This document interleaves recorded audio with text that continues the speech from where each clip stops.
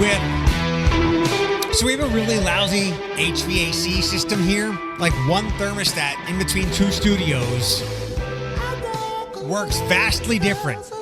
So my HVAC system is this sliding door we have in the studio. It was warm when I came in, so I opened it up to let a little bit of cool air come in. But as I record this, we're in the middle of the second big storm of the day. I decided to sleep in today. My alarm clock. Oh, by the way, the rundown is at the end of this, at the end of today's episode, the last part of it will be mental health stuff, something that I stumbled across and I've begun to work on the last 24 hours. PAT. But it's a little different from the positive affirmations your therapist or counselor might tell you to talk yourself into, because there's things I read about this. I was like, oh, now that makes sense. Like, that's another level of that. So we'll do that at the end. Some fun things first. But I set my alarm today for 6:30, but I was up around 5:45. I heard what it was doing outside. I said, you know what? No, nothing today. I'm going to start the day slow. And then I heard that sledgehammer at 6:45. That was something reminiscent of Bash on the Bay, August 25th or whatever that was last year. When I got home, the storm was not as bad here as it was on the island, but it was still a loud night in August. It was a loud morning today, specifically at 6:45, and I think there was a lightning strike, and it hit a house. I glanced at that on the news. Three things to get to before we do PAT, which is not point after touchdown or point after try or pat on the back. So I got started in my radio career. I've actually done this. February made it about 26 years. I will not retell the story of me not going to class, but me going to the radio station. I've shared that plenty of times. But when I got going, the boy band era of that part of the 90s was beginning to crest upward. We'd moved beyond some of the rhythmic-leaning hip-hop R&B boy bands of the early 90s, started by Boys to Men, the Color Me Bads, Another Bad Creation, and then there was a middle period in the mid-90s where there was like a lot of alternative songs with guitars, which I didn't know existed. I certainly didn't like those songs. I did not like when my radio station growing up that I enjoyed the heck out of. I'm at Q105 now. That was Q102. I was very baffled and perplexed why they were playing all these songs with guitars. Music happens, obviously, in cycles, like so many things do. So the boy band, Backstreet Boys, kicked things off. There was 98 Degrees, too. You remember 5, when the lights go out? They only had that one song. NSYNC, I think the album, self-titled, was 97 or 98. First single was I Want You Back, Tearing Up My Heart. There was God Must Have Spent, I Drive Myself Crazy, was not as big as the other ones. Then we moved into the second album. I think that was No Strings Attached, with Bye Bye Bye, It's Gonna Be Me, Space Cowboy, Gone. So there was another Justin Solo show last night. He did one, I think, in New York City at the beginning of his return in the last month or so. It was a birthday show for him. The crowd sung Happy Birthday. Last night, his solo show in LA, the crowd sang other songs back to him because he was not alone.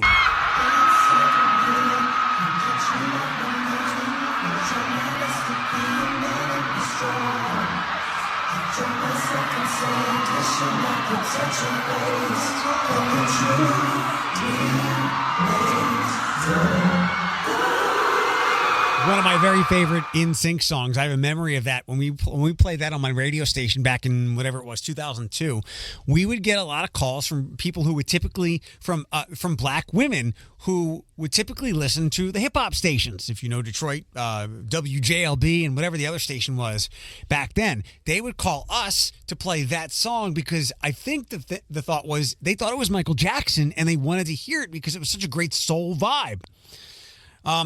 That audio was not great quality. It will get better here as I hit this.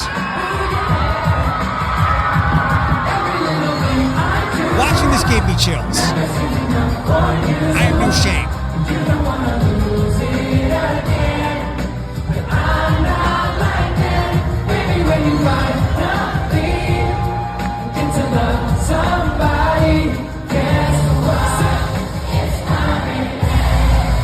Yeah, so there was four chairs out there with Justin that turned into an NSYNC reunion, and the best audio that I have might be of their biggest song.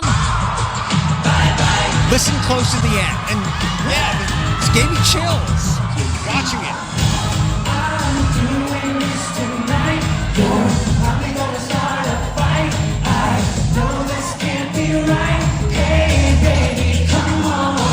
I loved you endlessly when you weren't there for me. So now it's time to leave and make alone. I know that I can't take no more. It ain't no lie. I wanna see you out that door.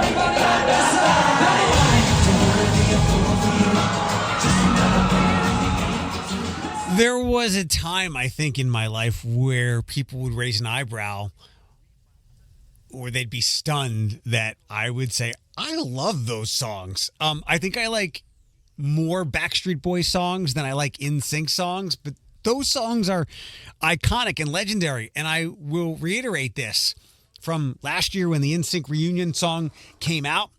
And anytime there's ever been like an NSYNC reunion tour rumor, I hope it doesn't get announced today because I've already taken care of my radio show and didn't allude to any part of that, just played that audio.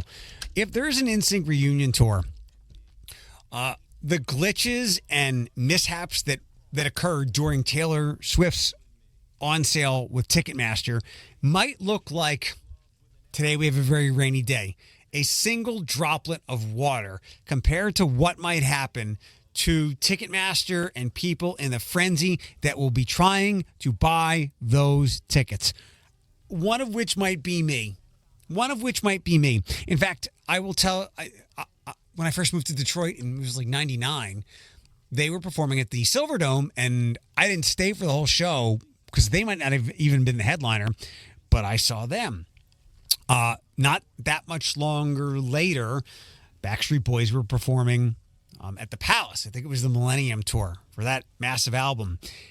It was the loudest I've ever heard anything in my life. I can only imagine that's what it's like to be outside when a plane is taking off. That's what it sounds like when a volcano goes boom. It was piercing my eardrums from the screaming. And the women that were my age and younger than me then, there at that show, will be likely just as loud if this NSYNC reunion tour ever gets going. I have absolutely no shame about my taste in music. I can hit you with obscure boy bands until it never rains again. Next up, one of those stories I saw and I was like, I can't wait to talk about this.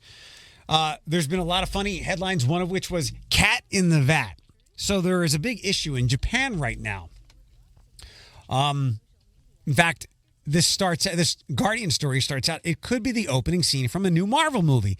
Residents of a Japanese city have been warned not to approach or touch a missing cat that appears to have fallen into a vat of toxic chemicals before running off. You don't see a video of its plunge. You see it scampering away though. And this is interesting and fascinating in a lot of ways. One, toxic chemicals. Now, look, maybe this cat ran off and has keeled over and died somewhere, as people are told to stay away from it. But it ran off no more harm than it was when it fell in. I mean, it was racing. So don't touch this thing. It made me think of two things.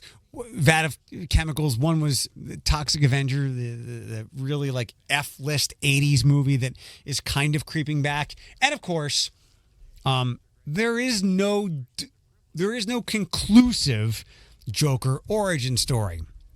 There is a definitive one though. The Killing Joke, which I think was a graphic novel in the mid to late 80s. I lose Batman points for forgetting who the writers were. Was it Brian Bolland? The Killing Joke. Kind of what many look to as this is the origin of the Joker, who was a guy trying to support his family, became a small-time crook for this group of guys who wanted him to do something in a chemical plant. He was wearing like a red bubble on his head, I think with a cape. That's where the Red Hood came into Batman mythology. And he fell into a vat of chemicals, just like this cat did. I will make the really lame joke that when they find the cat, I wonder if it will have a white face or a freakish smile. Or it's turned into, I mean, it is Asia, it is Japan, so it could be something like Godzilla-like. Maybe this is that. There's Godzilla versus Kong, like the new legend or something. I'm not one of those monster movie people. I don't know if I've seen a Godzilla movie. I saw the one in '99 with Matthew Broderick, where Puff Daddy did a song too. But before that, I've seen the original Godzilla movies that were really poorly done and shots at Americans for annihilating, eviscerating, obliterating many innocent Japanese people. Fun story. Not that, the cat story. Last thing. I forget what the score was. They lost by 7 or 9. When I flipped on the score on ESPN.com, they were down like 7 or 9 with under 10 minutes to go. The UT men's basketball team lost. The UT women's basketball team yesterday took care of business, and they'll face Buffalo. Actually, that game might be over already. My apologies. But the UT men lost. They, once again, won the MAC regular season, best record in the conference, and they came from behind to beat Akron out in the final days of the season. In fact, their last win was over Kent State, a really bad team, who they beat up really badly. And they beat Kent State badly earlier in the year. The UT ladies take care of business. The UT men let business take care of them. They are such a end-of-season disappointment.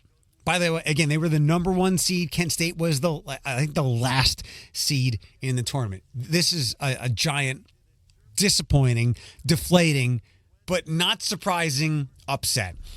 Every time this happens, some reasonable minds go, maybe that's all Coach Kowalczyk can get out of him. He runs a solid program. UT is always competitive.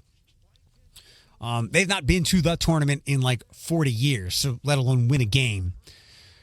But they have been so good for so long under Coach Kowalczyk. I was texting with a friend earlier, and I'm not advocating because the next person, sure, maybe they'll get them into the tournament, which would be great. But what about 4 years after that?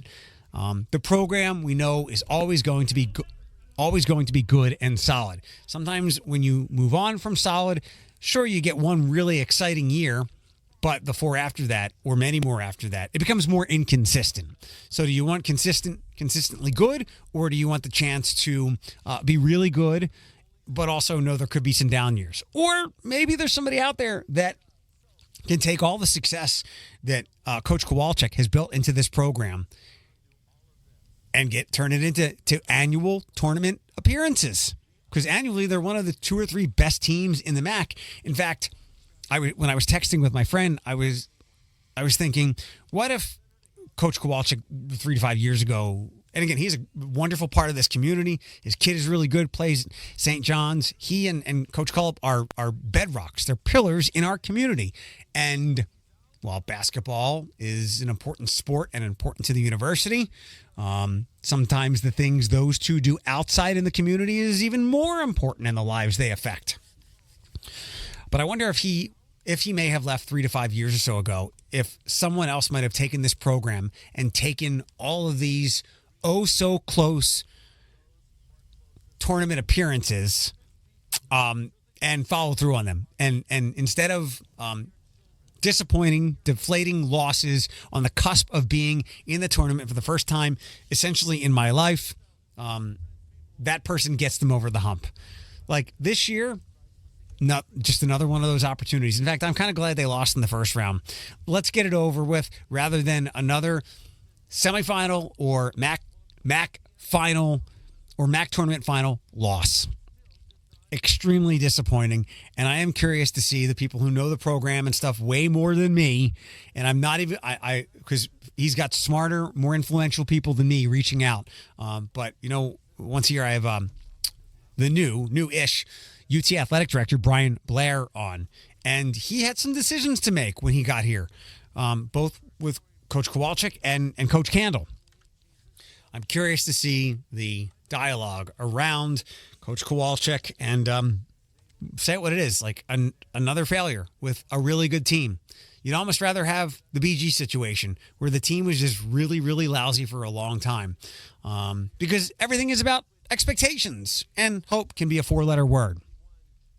Let me slide over to this, and I hope it's not super clunky. I had gotten into a pretty good rhythm. I found what was working for me. But recently, it's begun to peter out a little bit. And as my friends would attest, I have not been social nearly at all, like of my own volition. As you might have heard me say on the podcast, to compensate for that or to overcome that, both personally, psychologically, professionally, I schedule work adjacent things. I grab somebody cool to come in here and chat. I go meet them somewhere to see what's going on with their organization or their initiative. That would act as my socialization. I did go to Fantasticon last week. I didn't really enjoy myself. It was nice. Maybe I would have enjoyed it more if I was able to buy a couple of things, but nothing really struck me. And it's good, too, because I had a very careless weekend, which cost me $1,000. Complete carelessness cost me $1,000. My dad tried to lift me up a little bit. He's like, you're human. Mistakes are made. And I get that. But these were preventable, careless mistakes. I'll leave that as is. So, and that probably was the catalyst for what I've jumped into the last 48 hours. I knew that they were going to be expensive. I saw the damage. I had to look at the damage. I broke my iPad. It looks like a dragon ate it. And I ruined the antenna on my car because I closed the garage door too soon. Completely preventable, completely careless mistakes. Cost me $1,000. So that was looming over me like the cloud and rains that I'm watching right now. And I read a Reddit post, and it was said, the guy questioned, are things just not fun after 40 anymore? And I thought, yeah, that's why I don't do any of that shit. And he talked about having a family, going to work to provide for that family. Like the rat race, the mundanity that you just get into that cycle. You work, you answer your emails, you do the best that you can. Maybe you like your job, maybe you don't, but you know it pays the bills. You want to provide for your family. You love your family. You look forward to Friday. And sometimes you have time without the kids. Other times you don't, but you go do those things, whether it's go see Shrek the Musical this weekend. You go to Fantasticon. You go to a walleye game. You know the schedule of activities. And then you get Sunday Scaries, and it all starts over again on Monday. It is a wheel that you're running in. But in that thread, people were like, no, you should definitely enjoy things. And one person said, mental health professional here. And they mentioned a word that I had not seen in some time, but I was very familiar with. And you might have heard me say it here before. Anhedonia. And I'm over-pronunciating that. Anhedonia. Anhedonia. You might remember when I went to go see my current therapist 2.5 years ago, I was like, I think I don't have suicidal thoughts anymore. The dark stuff is gone, but I seem to have hardwired myself with such a protective coat that I don't enjoy things anymore. Now, granted, this has been some time, and even as a kid, I had very narrow interests. It was sports and video games, and that was it. My dad, you want to join the Boy Scouts? No. Do you want to go join this group? No. How about getting better at Hebrew school? Absolutely not. And it got more and more narrow as I got older. And this really hit me, I think, once I became full-time in my job, because that chase ended. Now, that was a long time ago. Now, I still wanted to move places in my career and move up and achieve certain things. But once those achievements happen and I reach a certain level, as you've heard me say from my dad, an empty mind is the devil's playground. The challenges were gone, and that allowed a lot of dark thoughts in, which the medication and other things corrected when I moved into the Cymbalta era in 2015. But I think back when I went to Pam and I was like, hey, can you unwire some of the hardwiring that I've done? Well, I've protected myself. I would also like to feel more joy. Again, there's no darkness. I don't want to kill myself, which I guess people say KMS on Reddit.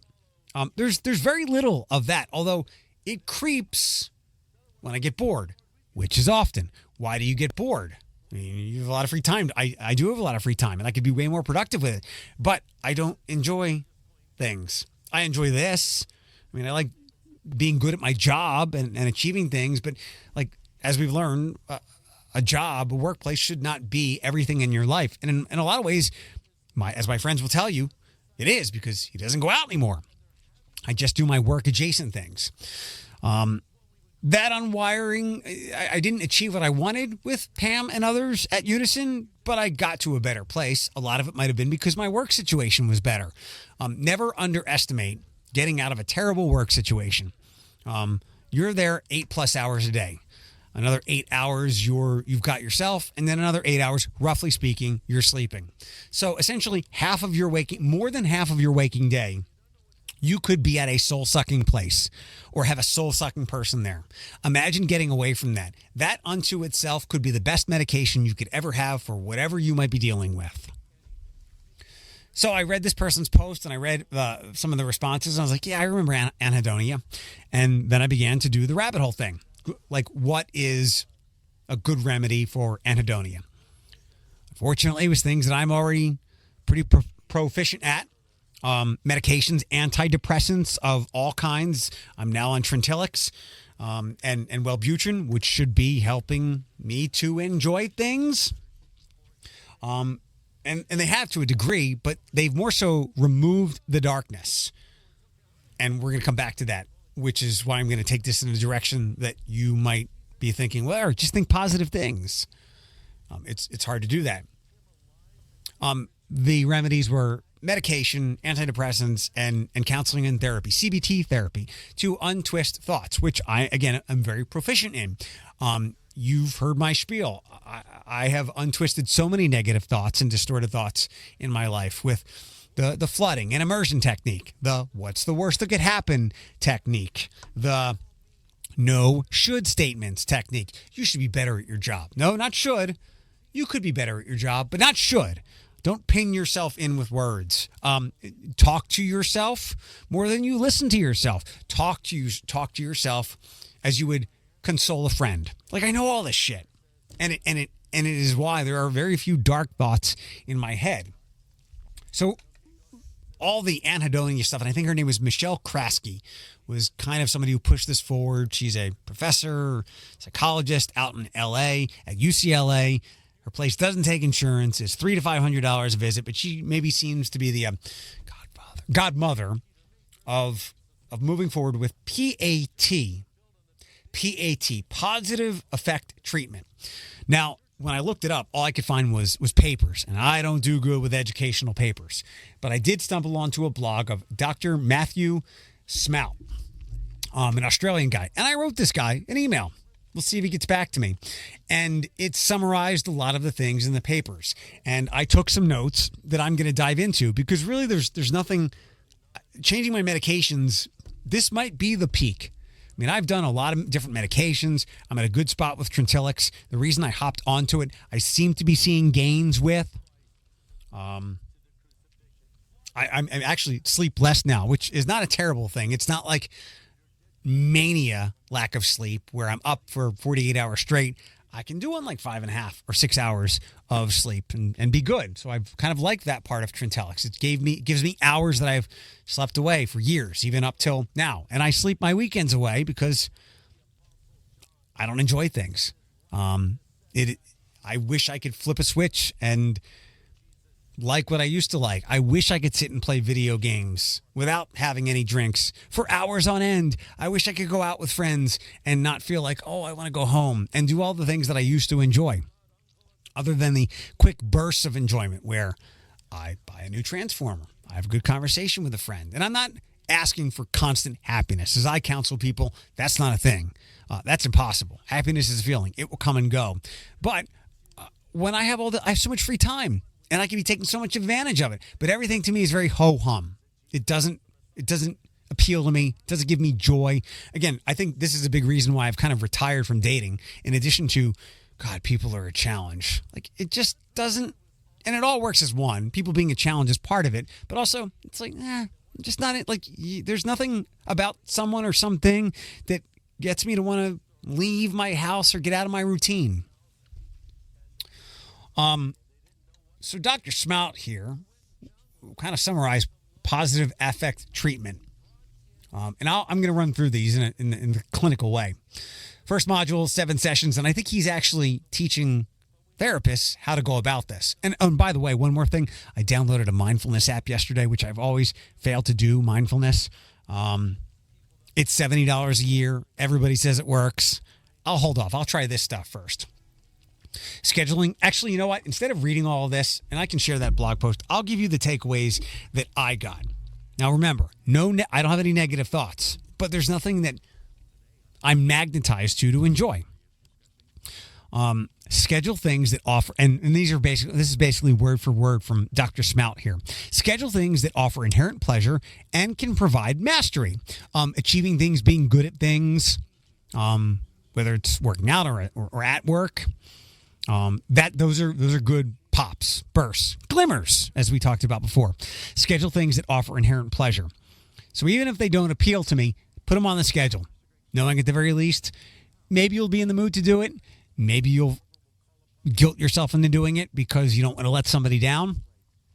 Relive. Now, here's where we get into beyond you're good enough, you're smart enough, and God damn it, people like you.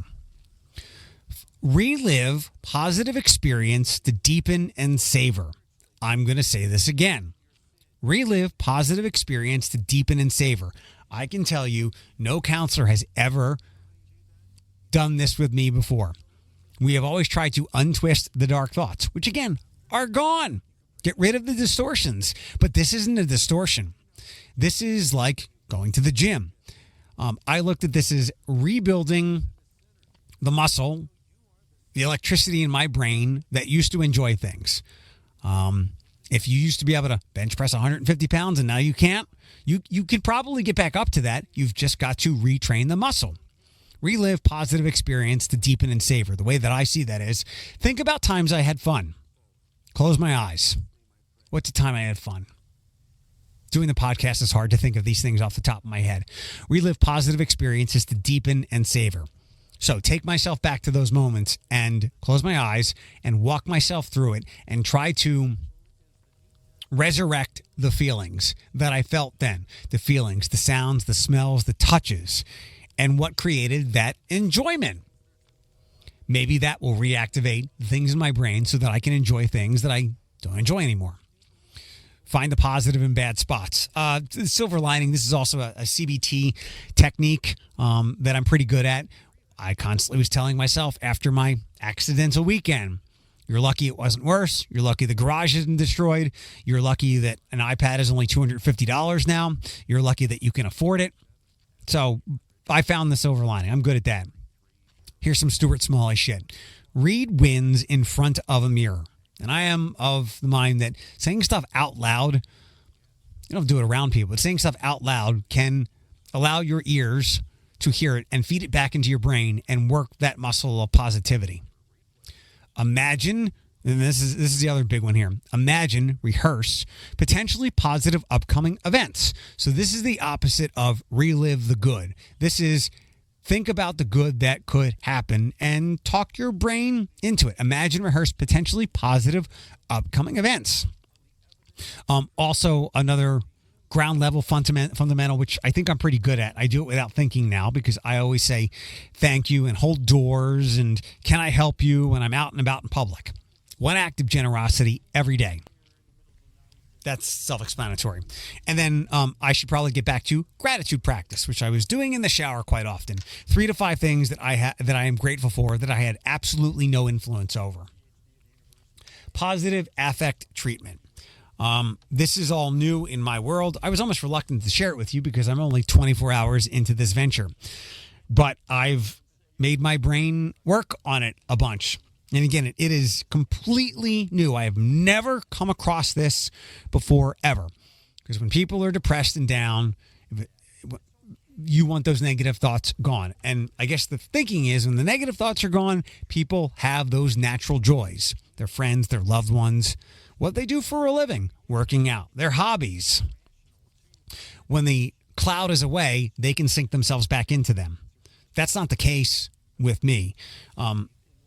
My problem is boredom, and the boredom is caused by lack of joy, lack of things that I want to dive into. So again, I don't need the negative out of my head. I need someone to re-electrify the positive things. And I've never seen or read about this approach before. We're not going to worry about the negative. We're going to think about the positive things and rebuild that muscle. Positive affect treatment. Here we go.